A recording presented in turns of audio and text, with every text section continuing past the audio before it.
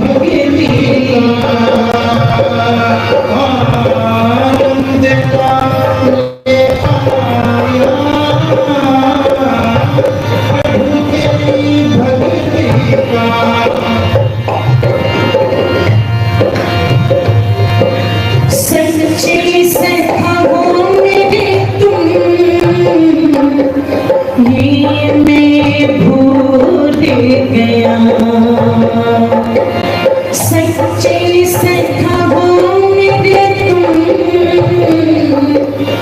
ये मैं भूल गया। साधन दिए जो तूने, बस उनमें ही टूट गया। याद रहा सब कुछ ओ मुझे, याद रहा सब कुछ, एक याद ना तू आया। प्रभु तेरी भक्ति का आनंद ना दे पाया। प्रभु तेरी भक्ति का आनंद ना ले पाया। प्रभु तेरी भक्ति का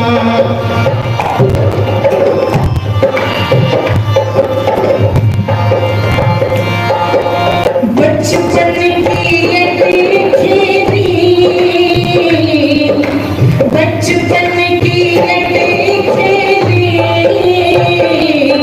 यूं ही अलहड़ गुजर गई। हाँ बचपन की अटखेली, यूं ही अलहड़ गुजर गई।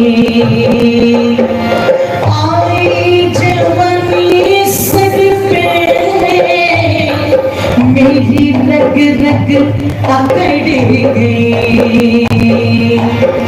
वृद्धावस्था में हो, वृद्धावस्था में बस रह गया पछतावा।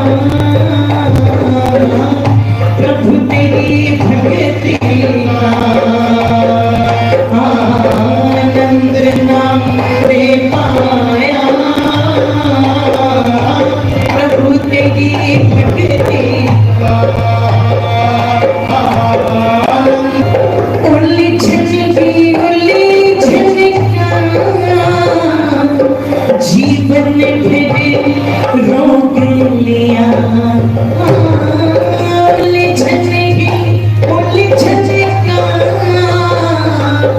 जीवन फिर रोक लिया। मैंने कभी मुझको भोगों ने भोग लिया। मैंने कभी मुझको भोगों ने भोग लिया। अंतिम समय भगवन हो, अंतिम समय भगवन, मैं खुद से ही शर्माया। प्रभु तेरी भक्ति का आनंद ना दे पाया। प्रभु तेरी भक्ति का आनंद ना ले पाया। प्रभु तेरी भक्ति का कहने के काबिल नहीं, पर फिर भी कह जाओ। कहने के काबिल फिर भी कह जाओ। कृपा तेरी गर हो तो मनुष्य जन्म पाओ। कृपा तेरी गर हो तो मनुष्य जन्म पाओ। कर दे सुधार अंजलि हो,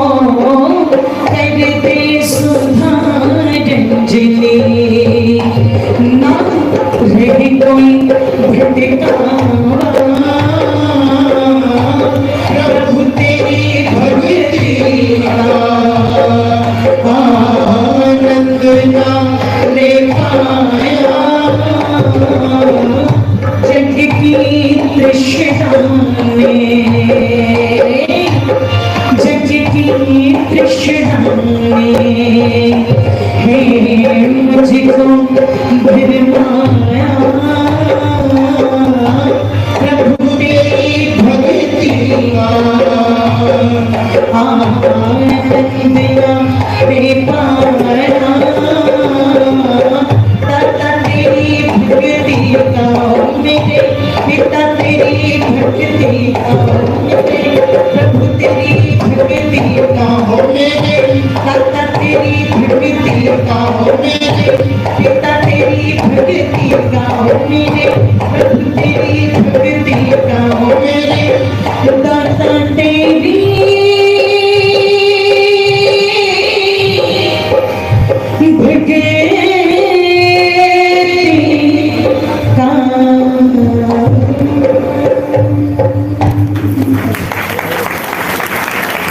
बोलिए सत्य सनातन वैदिक धर्म की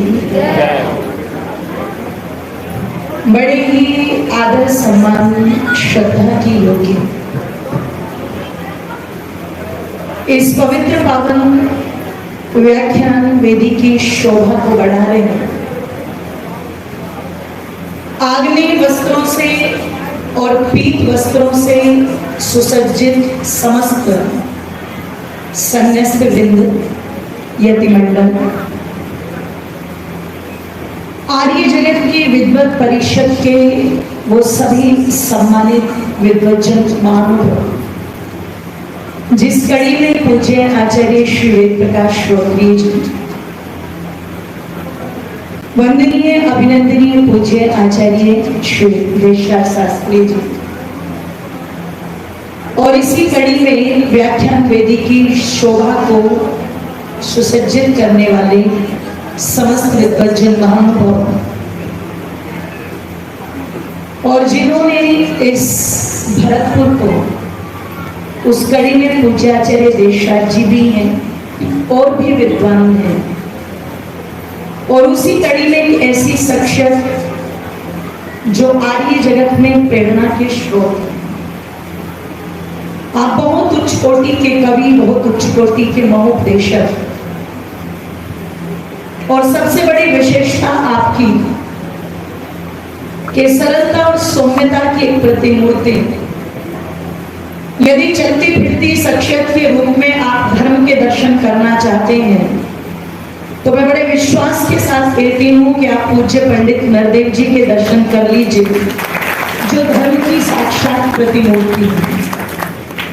आज मैं प्रथम बार उनकी तपस्थली में आई हूँ, बहुत अच्छा लग रहा है, और इसके लिए मैं आर्य समाज भरतपुर के आर्य समाज का जो युवा संगठन है और आर्य वीर दल जिन्होंने मिलकर के इस पूरे के पूरे कार्यक्रम को किया है, जिसमें प्रतिनिधि सभा का भी सहयोग शामिल है, तो मैं उन समस्त सदस्यों को, जिसमें हमारे प्रधान जी सत्यदेव जी, मंत्री श्री मान सिंह जी, कोषाध्यक्ष हमारे पंडित जी के भरत भ्राता जी हैं, doctor N D Shastri ji, और संयोजक श्री राम सिंह वर्मा जी और डॉक्टर शैलेश जी, और संरक्षक के रूप में हमारे जो वानप्रस्थी हैं श्रद्धेय वेद मुनि जी, मैं इन समस्त पदाधिकारियों का धन्यवाद ज्ञापित करती हूँ। बड़े कुशलता के साथ, बड़े व्यवस्थित रूप से जो मंच का संचालन कर रहे हैं, श्रद्धेय आर्य जी को भी प्रणाम करती हूँ।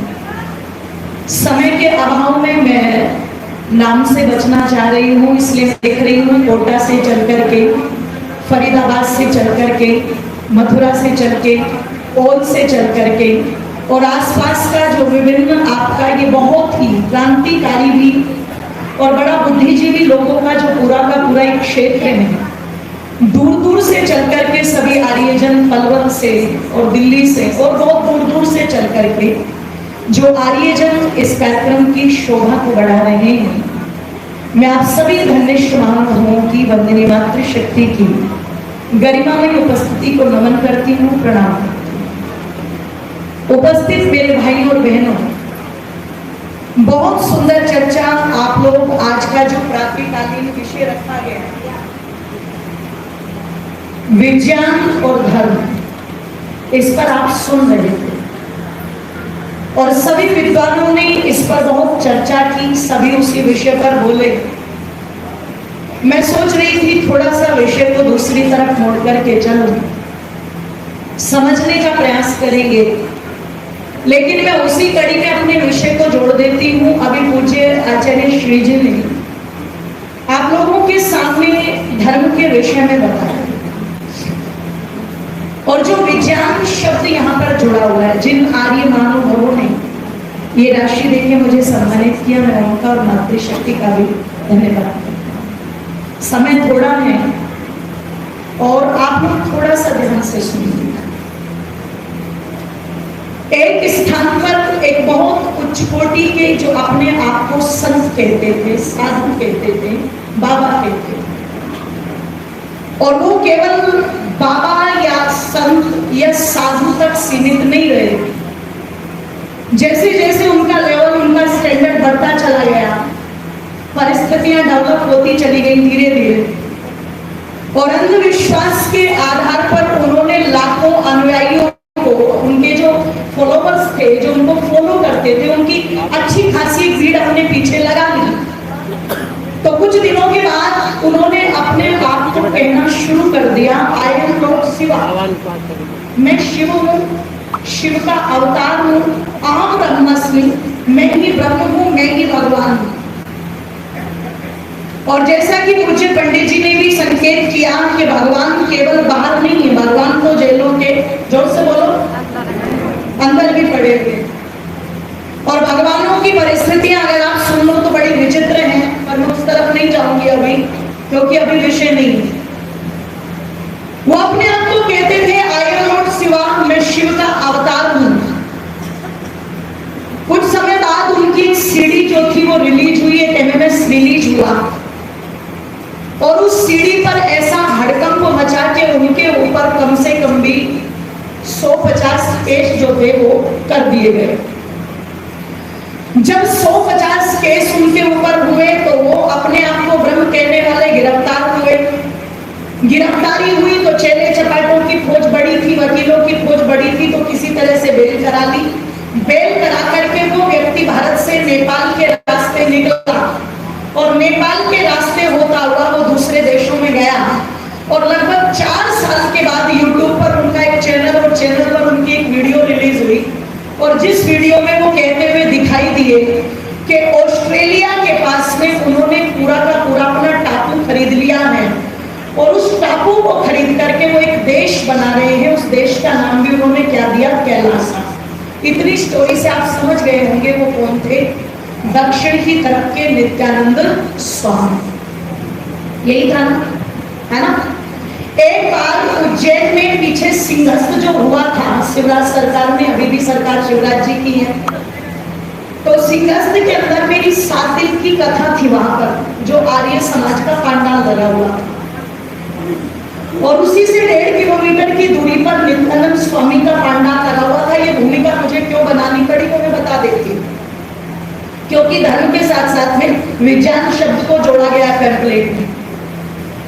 तो जब मेरी कथा समाप्त हुई तो विचार चैनल के जो हमारे निर्देशक हैं वो वहां पर आए हुए थे शूट करने के लिए, जिन्होंने स्वामी श्रद्धानंद आदि को लेके बहुत सारी पिक्चरें बनाई है, आस्था और संस्कार चैनल पर वो चलती रहती है। तो वो मुझे कहने लगे, अंजलि जी आप सिंहस्थ में घूमे हो क्या? मैंने कहा नहीं भैया, अब तक तो घूमना नहीं हुआ। तो बोले चलो आज सिंहस्थ आपको दिखा दे, थोड़ा सा, पूरी दुनिया घूमने आती है तो आप भी चलो। 2-3 माताएं बहनें मेरे साथ में थी, और 3-4 हम लोग इकट्ठे होकर के चल पड़े। तो जब नित्यानंद के पांडाल के सामने से निकले तो वहां पर एक बोर्ड लगा हुआ था। मेरी आदत है थोड़ा सा, मैं जहां पर जाती हूँ जो बैनर आदि होते हैं उनको बड़े ध्यान से पढ़ लेती हूँ।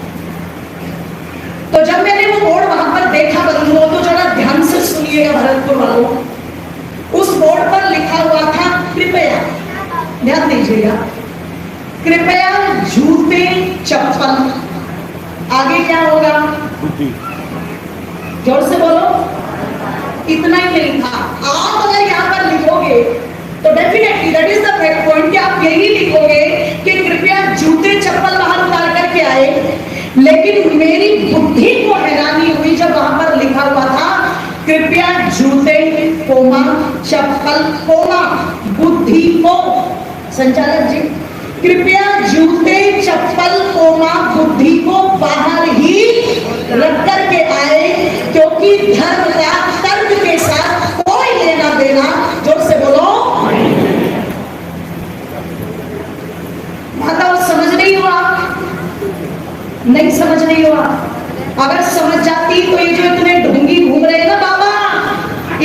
दुकानें सजने वाली नहीं थी, बुरा मत मानना। इनकी दुकानों को सजाने में इस मोहल्ले से ज्यादा भूमिका इस मोहल्ले की है, इस मोहल्ले की भूमिका ज्यादा है। इनको एक बार तो कोई आकर के कुछ कहता है तो ये बुद्धि से विचार करते हैं कि हम इसकी बात माने या जोर से बोलो पर इस वाले मोहल्ले को आकर के बुरा मत मानना, मैं सबके लिए नहीं कह रही हूँ, पर मैंने बहुत देखी है जब आकर के कोई बाबा तुम्हें ये कह देता है ना कि बच्ची तू बहुत परेशान है, तू सबके लिए करती है और तेरी कोई नहीं सुनता, सीधी लेट जाती है बच्ची बाबा के चरणों में। बाबा सही कह रहे हो, अंतर्यामी हो तुम तो बिल्कुल, मैं तो बहुत कष्ट में हूँ और जब तुम मेरे दुख को जान गए मेरे बाबा तो इतना भी बता दो घर का सुधार कैसे होगा। बाबा घर के अंदर सबसे बड़ी आसन पर बैठाएगी, हाथ जोड़ करके बैठेगी और बाबा आंखें बंद करके कहेगा बच्ची धन आता तो है लेकिन रुकता। अरे गधे के बच्चे, जो लक्ष्मी होती चलायमान है, आएगी तो जाएगी भी और जाएगी तो जोर से बोलो सबके साथ में। तो ये यही कहते हैं कि भाषा है सारी सीखी हुई है मैंने, धन आता है लेकिन रुकता नहीं है। बीमारियां भी बहुत चलती रहती है घर के अंदर, कलेश बहुत रहता है, तुम्हारी बनती भी नहीं है आपस में। जब ये 2, 4, 10 बातें उसने गढ़ी हुई और वो बता देगा तो ये तुरंत कहेगा बाबा सच कह रहे हो, एक एक शब्द अक्षर शब्द सत्य बोल रहे हो, बिल्कुल है क्या ये? तो बोले अभी बताता हूं।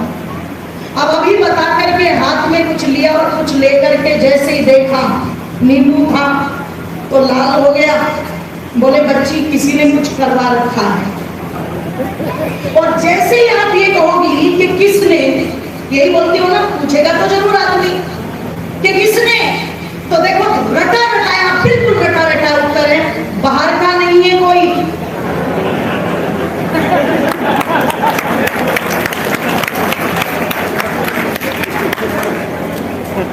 बाहर का नहीं है कोई, तेरे घर का ही है। अच्छा, घर में सास बहू में, देवरानी जेठानी में, ननद भाभी में, सब में थोड़ी बहुत तो खींचातानी, जोर से बोलो। अच्छा बात तुम बताना, तुम मत बोलना, तुम बताना। जब आपको कोई ये कह देगा कि घर का ही है बाहर का नहीं है, आपका शक किस पर जाएगा? जिसके साथ में, जोर से बोलो, खींचातानी होगी, होगी ना? फिर आप क्या कहोगी? बाबा सच कह रहे हो। वो जो डोकरी है ना, डोकरी कोई पड़ी रहती है मेरे पीछे, वही मुझे देख करके खुश नहीं है और हो ना हो जरूर उसने करवाया होगा। बाबा कुछ ऐसा कर दो कि जो खाक बला उसने मुझ पर छोड़ी ना, वो सारी की सारी उसी पर चली। बोले बच्ची कर तो दूंगा, बस पैसे लगेंगे। बोले पैसे छोड़ो, घर का चाहे ढेर हो जाए पर तुम इलाज करो। एक बात लिख करके ले जाना मेरी, अभी तो ये पहली सभा है, मैं रहूंगी कल तक आप लोगों के बीच में, लिख के ले जाना ये बात। जिस घर के अंदर ये ढोंगी घुस गए, जिस घर के अंदर ये तांत्रिक घुस गए, वो कभी तुम्हारे घर को बसने नहीं देंगे। वो घर आज नहीं तो कल उजड़ेगा जरूर, ध्यान रखना। इसलिए अगर ये ढोंगी घर के अंदर आए तो जूते चप्पलों से स्वागत करना, और अगर घर के अंदर ले जाना ही है तो विद्वानों से भरा हुआ मंच बैठा है, किसी वैदिक विद्वान को आप अपने घर पर ले जाएंगे तो वो घर जोड़ने की बात करेगा। और अगर कोई ढोंगी पाखंडी आपके घर में घुसेगा तो घर को जोर से बोलो तोड़ने की बात करेगा। तो मेरी माताओं, ये अंतर है धर्म में और मत में, ध्यान। ये जो लोग कहते हैं कि धर्म का बुद्धि के साथ कोई लेना देना नहीं है, वो धार्मिक नहीं है, वो मताविलंबी है। और मताविलंबियों का सीधा सीधा उद्देश्य होता है हम ठीक है और बाकी सब, और से बोलो, दुनिया में ऐसी है। अगर मत ना होता तो दुनिया में आतंकवाद की बीमारी, जोर से बोलो, ना होती। आतंकवाद को जन्म धर्म नहीं दे रहा है, आतंकवाद का जन्म देता मत है, ध्यान रखना, इस्लाम मत, जिसके बलबूते पर आतंकवाद चल रहा है। अगर दुनिया के अंदर मत ना होता तो किसी जीव की हत्या होने वाली, जोर से बोलो, नहीं थी। अगर दुनिया के अंदर मत ना होता तो किसी बहन बेटी के साथ में बलात्कार होने वाला, जोर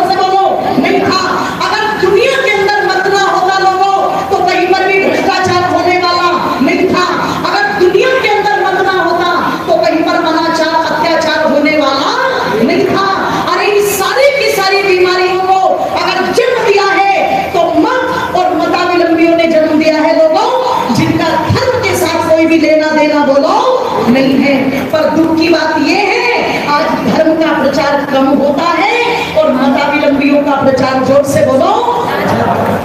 जहां भागवत के नाम पर लड़कियां नाच रही हैं और जवान जवान लड़के खड़े होकर के वीडियोग्राफी कर रहे हैं, लोग उसे भी धर्म बता रहे हैं। जहां पर प्रातः काल पता लगा लोगों की गर्दन काटी जा रही है, लोग उसे भी धर्म का नाम दे रहे हैं। आप कलकत्ता चले जाओ, लोग काली के मंदिर में सुबह सुबह मुर्गा लेके बकरा लेके खड़े हुए हैं, उनकी गर्दन काटने को भी लोग धर्म का नाम दे रहे हैं। आप महाकाल उज्जैन मध्य प्रदेश में चले जाए, लोग हाथ में पौवा लेकर के खड़े हैं, लोग उसे भी धर्म का नाम दे रहे हैं। अरे धर्म है क्या? धर्म है क्या ये? अगर धर्म को समझना है तो पहले अपनी खोपड़ी को खाली करना पड़ेगा। ध्यान रखना, हिंदू की खोपड़ी में जंग लगा पड़ा है। ये धर्म के नाम पर कुछ भी करने को तैयार हो जाए, ये धर्म के नाम पर शिव जी को दूध पिला दे, ये धर्म के नाम पर गणेश को दूध पिला दे, ये धर्म के नाम पर ठाकुर जी को काढ़ा पिला दे।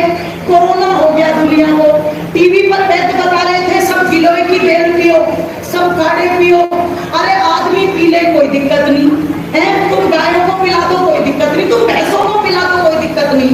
पर हमारे मूर्ख हिंदू इसने तो मंदिर में जाकर के खाटू जी शाम को बोले कहीं खाटू जी शाम को कोरोना ना हो जाए, तो खाटू जी शाम को भी क्या पिला रहे हैं हिंदू? जोर से बोलो, काढ़ा। इसलिए नित्यानंद जैसे लोग लिखते हैं कृपया चप्पल जूते और बुद्धि, जोर से बोलो, बात छोड़ के, क्योंकि बुद्धि का कोई लेना देना।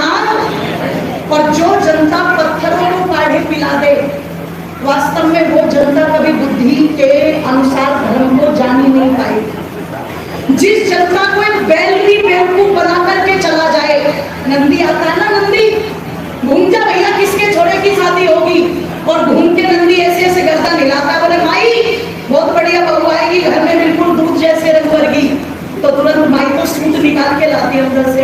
अरे जिस जाति को बैल बेवकूफ बना दे, जिस जाति को तोते उनका भविष्य बता रहे हो, जरा चिंतन करना, वो धर्म में विज्ञान को कहां जोड़ेंगे? अगर धर्म को विज्ञान के अनुसार समझना है ना लोगों, तो कह दो एक ही रास्ता है, नान्या पंथकता विद्यते अनय। अगर आप चाहते हो कि हम धर्म के सही स्वरूप को समझे, जैसे तुम भोजन के सामान लाते हो, पहले उसके बारे में जानते हो फिर मानते हो, तुम कपड़ा लेने जाते हो, पहले जानते हो फिर मानते हो, वैसे ही धर्म को पहले जानो और फिर उसको मानो। और अगर धर्म को जानना है तो धर्म के बारे में केवल और केवल आपको वेद और महर्षि दयानंद और आर्य समाज ही बता सकता है। ध्यान रखना, दूसरे लोग नहीं बता सकते, दूसरे लोगों की औकात ही नहीं है वो तुम्हें समझा सकते। इसलिए आचार्य जी ने कहा धर्म का ध्यान रखिएगा, बारीक चिन्हों से कोई लेना देना नहीं। धर्म न लिंग महर्षि मनु स्पष्ट लिखते हैं, तिलक लगा के कोई धार्मिक बन जाए, कंठी माला पहन के कोई धार्मिक बन जाए, कपड़े रंग के कोई धार्मिक बन जाए, दाढ़ी रख के कोई धार्मिक बन जाए। तो एक बात कह दूं आप लोगों को, आजकल जितनी लूट लाल कपड़े पहन करके और बड़ी बड़ी दाढ़ी रख करके मचाई जा रही है ना, इतनी लूट तो चोरों ने भी नहीं मचा रखी। इसलिए मैं कहती हूँ अगर तुम्हें सन्यासी देखने आर्य समाज में तो मिल जाएंगे, पर तुम दूसरी जगह जाओगे तो लाल कपड़े में सन्यासी कम और सत्यानाशी, जोर से बोलो, साधु कम है और साधु, जोर से बोलो, ज्यादा है। ओ मेरी माताओं, बचना इन ढोंगियों से, बचना इन पाखंडियों से। तुम्हें आर्य समाज जगाने का काम करता है, तुम्हें आर्य समाज बताने का काम करता है। इसलिए इन ढोंगी पाखंडियों से बच करके रहना जो तुम्हें केवल बहकाते हैं। आर्य समाज आपको धर्म की सच्ची जानकारी देता है। इसलिए मैं निवेदन आप लोगों के मध्य में कर दूं, अगर धर्म के वास्तविक स्वरूप को जानना है तो वैदिक धर्म को समझना पड़ेगा। और वैदिक धर्म क्या कहता है कि धर्म का बाहरी चिन्हों से कोई लेना देना नहीं है।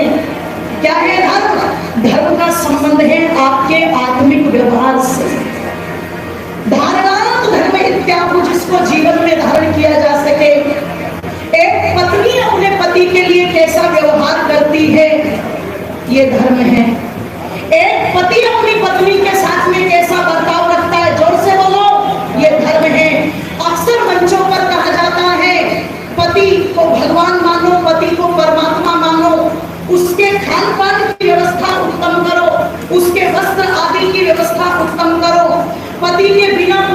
किसी को कोई वस्तु मत दो, पति के बिना पूछे कोई व्यवहार न करो, ये किसका धर्म है? बोलो जी, पत्नी का। पत्नियों के धर्म तो बताए जाते हैं, पर निवेदन कर दूं, अगर पत्नी पति को देवता मानती है तो वो भी पति के लिए क्या है? जोर से बोलो, देवी। और अगर वो देवता को दिन में 10 बार भोजन पूछ सकती है तो क्या देवता का कर्तव्य नहीं बनता कि 2-3 बार वो भी पूछ ले? क्यों जी? बड़े खुश हो रहे थे ना तुम तालियां बजा बजा। क्या उसका कर्तव्य नहीं बनता कि वो भी पूछ ले, देवी जी आपने भोजन किया कि नहीं किया? अपना पेट भर गया और सोएंगे। देवी जी आपने कुछ लिया कि नहीं लिया? लाओ, तुम मुझे 10 बार चाय बना के देती थी और 1 बार चाय मैं भी बना दूंगा आपके लिए। अगर इतना कर दिया जाए तो घर की देवियां प्रसन्न रहती है कि नहीं रहती है? बोलो, प्रसन्न रहती है ना। पर इतने सीधे नहीं हो तुम। ये सुबह 5 बजे उठती है, क्यों माता? तुम्हारी वकील अकेली मैं ही हूँ मंच पर। ये सुबह 5 बजे उठती है साहब, और 5 बजे से लेकर के रात्रि के 10, साढ़े 10, 11, 12 भी बज जाते हैं जो व्यापारी वर्ग है, और ये सबके भोजन की, वस्त्र की, बच्चों की, पूरे घर की सब व्यवस्थाओं को संभालती है। और उतना करने पर भी ये वाला जो बैठा है, ये मोहल्ला ऋषि मुनियों का, ये बेचारी को एक ही बात कहते हैं, सारा दिन घर में पड़ी पड़ी तुम करती क्या हो? आप सोचना, वो लोगों तुम्हारे यहाँ पर जो 8 घंटे ड्यूटी देता होगा ना, 8 घंटे, वो तुमसे महीने की 10, 12, 15 हजार रुपए तक की तनख्वाह लेके चला जाता है कि नहीं चला जाता? और जिसका जितना ज्यादा स्मार्ट वर्क का लेवल बढ़ता जाता है वो उतनी ज्यादा अपनी इनकम लेके जाता है। पर जो पता लगा सुबह से लेकर के शाम तक लगी रहती है और उसे सम्मान भरा एक वाक्य भी नहीं मिल सके, तो सोचो आप जरा, ये उस देवी का सम्मान हो रहा है क्या? अपमान हो रहा है। और मैं नहीं कहती, महर्षि मनु कहते, जहां देवी का अपमान होगा, जहां उसके आंसू गिरेंगे लोग। रामायण में सीता के आंसू गिरे थे तो रावण का नाश हो गया, और महाभारत में द्रौपदी के आंसू गिरे थे तो बोलो कौरव का नाश हो गया। जहां महिलाएं दुखी हैं, तनाव में हैं, अंदर से अंदर ही अंदर, पता लगा वहां पर घर में कभी उन्नति नहीं आती। पर यत्र नार्यस्तु पूज्यन्ते रमन्ते तत्र देवता, कि जहां इसका सम्मान होता है वहां पर देवता क्या करते? बोलो, निवास। इसलिए पत्नी यदि पति की समस्त इच्छाओं को ध्यान में रखती हुई अपने कर्तव्य को निभाती है, वो धर्म है, तो एक पति को भी चाहिए कि वो अपनी अर्धांगिनी को वही सम्मान दे।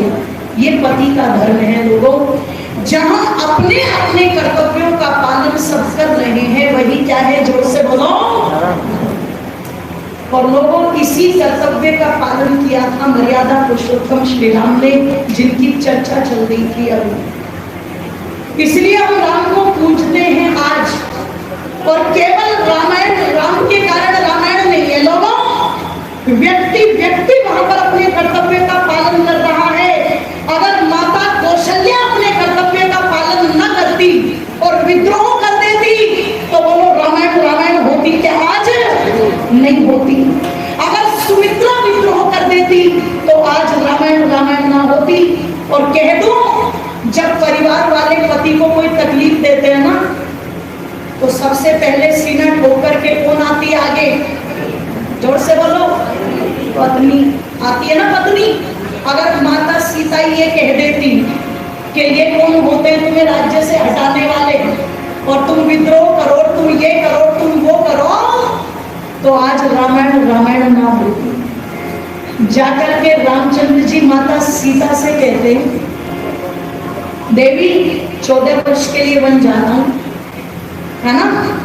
तो सीता जी क्या कहती है? कोई बात नहीं, मैं भी चल रही हूँ, मैं भी चल रही हूँ। तो रामचंद्र जी कहते हैं, मैं नहीं ले चलूंगा। वन का भय दिखाया, हिंसक प्राणियों का भय दिखाया, और सारा भय दिखा करके रामचंद्र जी कहते हैं, देवी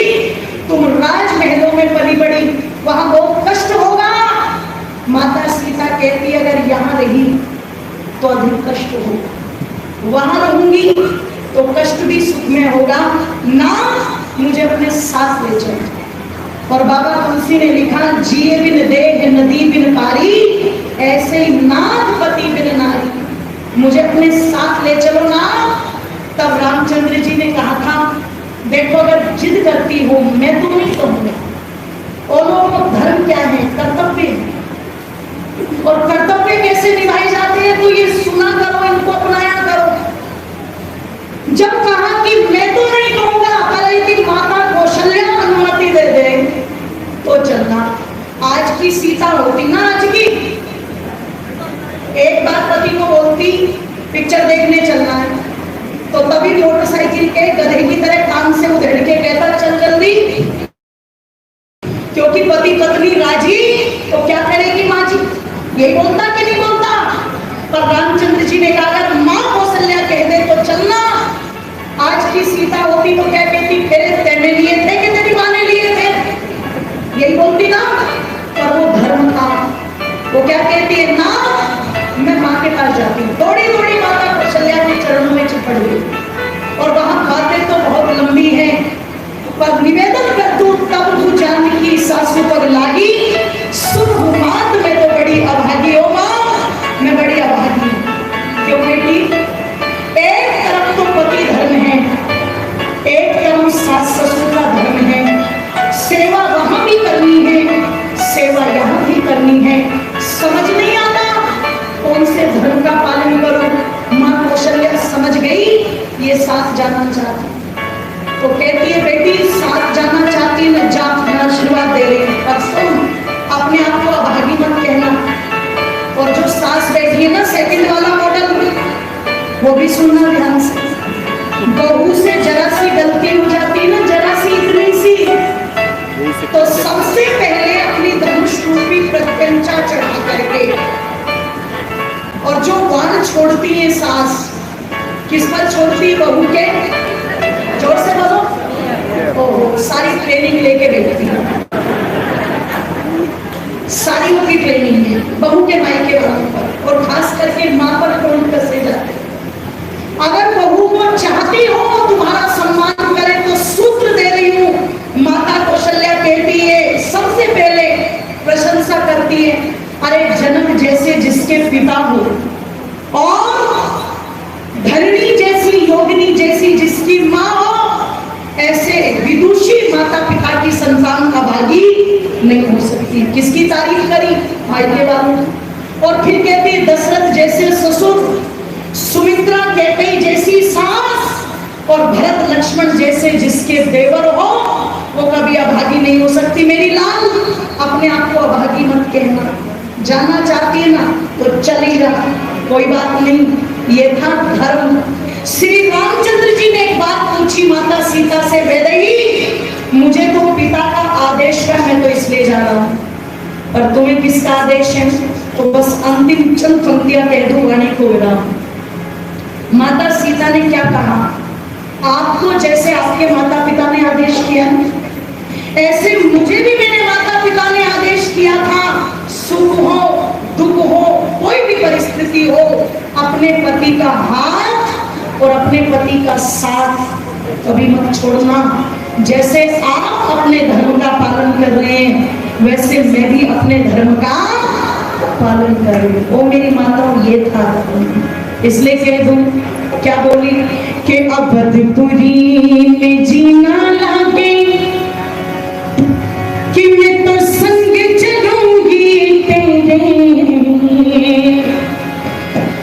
कि मैं तो संग चलूंगी तेरे, साजन मेरे, ओ साजन मेरे, ओ साजन मेरे, ओ साजन मेरे, अवधपुरी में जीना लागे, संग चलूंगी तेरे, मैं तो संग चलूंगी तेरे, साजन मेरे, ओ साजन मेरे, ओ साजन मेरे, ओ साजन मेरे।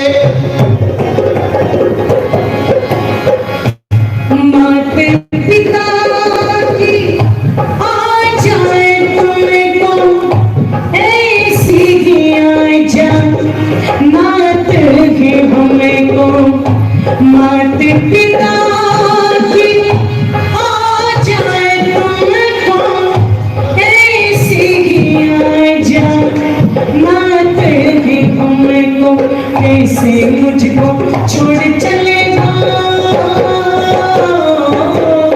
कैसे मुझको छोड़ चलेगा संग पड़ेंगे तेरे आज संग पड़ेंगे तेरे साजन मेरे ओ साजन मेरे ओ साजन मेरे ओ साजन मेरे अब दुपुरी में जीना लगे ओ अब दुपुरी में जीना लगे संग चलूंगी तेरे मैं तो संग चलूंगी तेरे साजन मेरे ओ साजन मेरे ओ साजन मेरे ओ साजन मेरे ओ साजन मेरे ओ साजन मेरे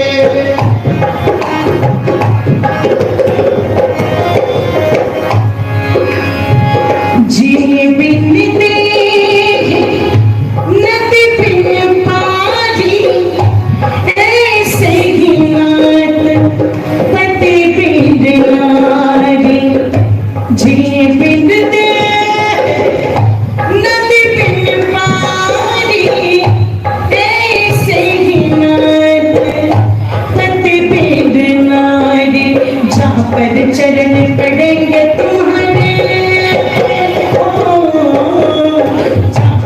चरण पड़ेंगे तुम्हारे वही गले मेरे तेरे आज वही गले मेरे तेरे साजन मेरे ओ साजन मेरे ओ साजन मेरे ओ साजन मेरे अवधपुरी में जीना लगे अवधपुरी में जीना संग चलूंगी तेरे मैं तो संग चलूंगी तेरे साजन मेरे ओ साजन मेरे ओ साजन मेरे ओ साजन मेरे ओ साजन मेरे ओ साजन मेरे ओ साजन मेरे ओ साजन मेरे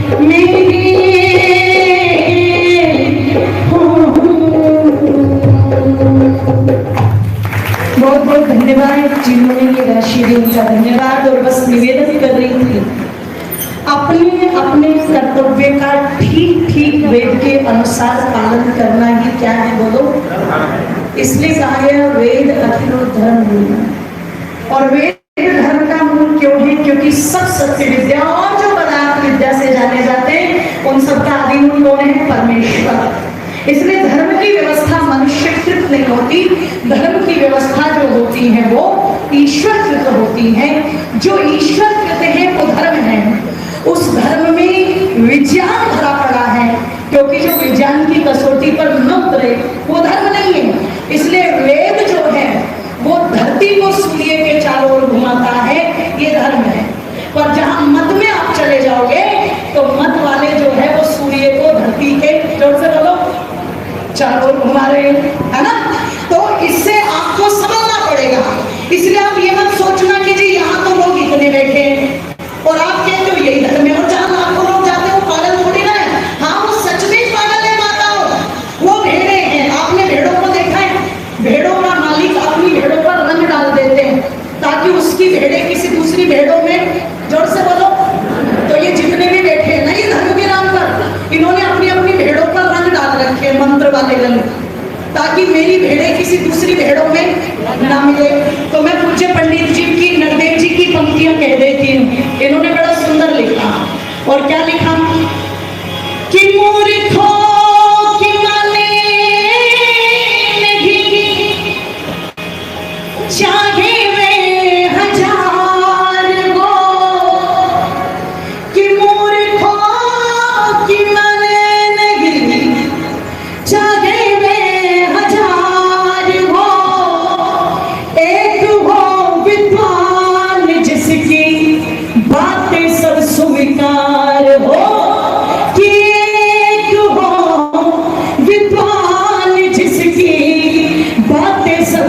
स्वीकार हो और कि सच्चाई में सबकी एक आवाज हो जाए, सच्चाई में सबकी एक आवाज हो जाए। उस दिन भारत भूमंडल का ताज हो जाए, उस दिन भारत भूमंडल का ताज हो जाए। वेदों के अनुकूल जिस दिन राज हो जाए, उस दिन भारत भूमंडल का ताज हो जाए, उस दिन भारत भूमंडल का ताज हो जाए।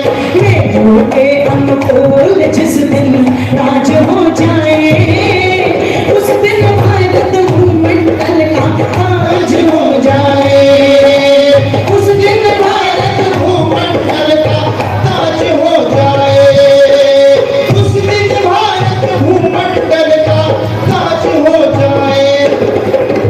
बिना मेल बिना ये सब बंद हो, जिससे हो सुधार ऐसे राग और छंद हो जी, राग और छंद हो, राग और छंद हो। जान में अरे जान में कि जान में नरदेव सबका ताज हो जाए, ताज हो जाए, उस दिन भारत भूमंडल का ताज हो जाए। वेदों के अनुकूल जिस दिन आज हो जाए, उस दिन भारत भूमंडल का ताज हो जाए, उस दिन भारत भूमंडल का ताज हो जाए, उस दिन भारत भूमंडल का ताज हो जाए, उस दिन भारत भूमंडल का ताज हो जाए, उस दिन भारत भूमंडल का ताज हो जाए। आप सभी बड़े दक्षिण मनोभाव से सुना, मैं हृदय की गहराइयों से आपका धन्यवाद करती हूँ, और जिन्होंने ये राष्ट्रीय के सम्मानित किया उनका भी बहुत बहुत धन्यवाद करते वाणी को।